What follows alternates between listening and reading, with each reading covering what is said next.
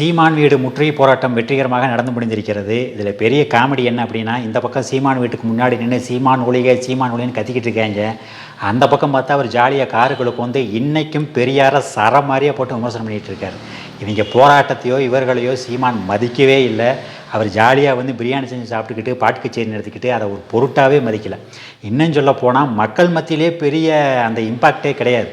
இவங்க என்ன சொல்லிக்கிட்டு இருந்தாங்க, பெரியாரை பற்றி பேசினால் பிரளயம் அடிக்கும், அதாகும் இதாகும்னு சொன்னாங்க. ஆனால் எதுவுமே நடக்கலை.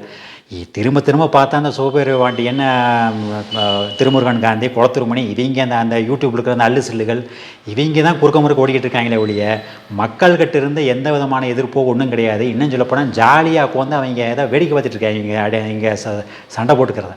கொஞ்சம் யோசிச்சு பாருங்கள். இது காமராஜரை பற்றி பேசியிருந்தால் என்ன ஆகிருக்கும்? மக்கள் கொதிச்சு எழுந்திருப்பாங்க, பெரிய பிரச்சனையாகிருக்கும்.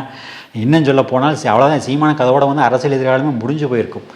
ஏன் அப்படின்னா வந்து காமராஜரை பற்றி விமர்சிக்கிறதுக்கு பயந்துக்கிட்டு கிடையாது. தமிழ்நாட்டில் பிறந்த வளர்ந்த யாராலும் அவரை விமர்சிக்கிறதுக்கு வாய் வராது, மனசு வராது. அவரை போய் இப்படிங்க விமர்சிக்கிறது அப்படிங்கிற அந்த எண்ணம் தமிழர்களுக்கு நிறையவே உண்டு.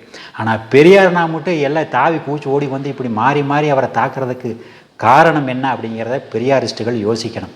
அது மட்டும் இல்லாமல் சீமானை தொடர்ந்து போய் நோண்டிக்கிட்டே இருக்கிறதுனால அவருடைய செல்வாக்கு கூடிக்கிட்டே தான் போகுது.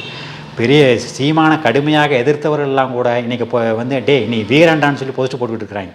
இவங்க திருப்பி திருப்பி போய் அவர் நோண்டிக்கிட்டு இருக்கிறதுனால தான் அவர் பெரியாரை மீண்டும் மீண்டும் விமர்சனம் பண்ணிக்கிட்டே இருக்கிறாரு. இவங்க பேசாமல் இந்த பெரியாரிஸ்ட்டுகள் கொஞ்சம் சும்மா இருந்தாலே பெரியாருடைய பேர் டேமேஜ் ஆகாமல் காப்பாற்றப்படும்.